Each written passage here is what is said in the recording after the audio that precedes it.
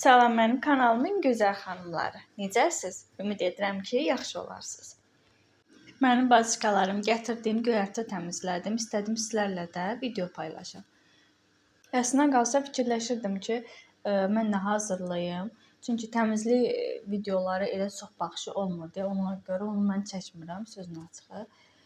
Yemək videolarım amma maraqlıdır, baxılır, sevilir. Ona görə istəyirəm yemək videoları çəkəm tez-tez. İstədim indi bu videomda göyərti təmizləyirəm. Onu sizlərlə bölüşəm, həm də sizlərlə biraz danışam. Bacıqalarım, siz sevirsiniz göyərti təmizləməyi. İnanın ki, heç sevmirəm də göyərti təmizləməyi. Burada da gördüyünüz kimi elə nətər gəldi edirəm, amma yumağa çox önəm verirəm.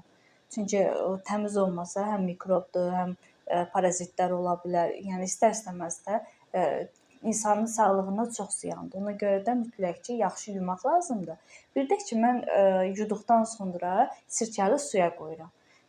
Üzüm sirkəsi ya alma sirkəsi fərq eləmir, qoyuram. Yəni inan ki, dadını dəyişdirmir də. Yəni çox gözəl olur. Ya elə bir şey də edə bilərsiniz. Mən elə edirəm. Ya da sodalı suda qoya bilərsiniz. Çünki mütləq göyərtilər həm təmiz yuyulmalıdır, həm də ki, o istər-istəməz nə qədər yaxşı yusaq da o parazitlər, pis mikroblar var da, çox üzr istəyirəm.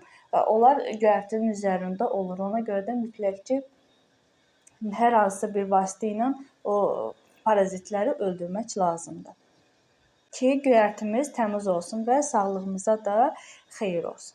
Siz göyərtilərdən hansını sevirsiniz? Mən ən çox kişniş və şüydü çox sevirəm. Yəni qalanlarını bir də reyhan. Göy soğandır, mədəmə görə olmaz. Turpdur, həmçinin yeyə bilmərəm, amma vəzəri heç ümumiyyətlə sevmirəm. Belə adi vaxtlarda da istifadə etmirəm, mədəmdə problem olmamışdan öncədir. Yəni yeyən deyiləm. Amma evdə qaynatam, yoldaşım yeyəndir. Bəs siz necə xoşlayırsınız göyərti təmizləməyi? Mənim heç sevmədiyim işlərdən biridir, amma məcbur qalıram. Qışda daha çox istifadə olunur deyə göyərti. Məcbur qalıram, edirəm. Ona görə də çox edirəm ki, heç olmasa əlimə atanda hazır olsun da hər dəqiqə göyərti alıb da təmizləmək biraz həm vaxt aparır, həm də yəni səbir gərəkdirən bir işdir. Mən də onu çox da səbirli insan deyiləm. Bir də ki, ailəmizə yeni qoşulan abunəçi xanımlarımız var. Hər birinizə sonsuz təşəkkür edirəm. İnşallah ki, sonuna qədər sevərək izləyərsiniz. Mən burada sizlərlə sağollaşıram. İnşallah gələn videoda görüşmək üzrə. Hələlik.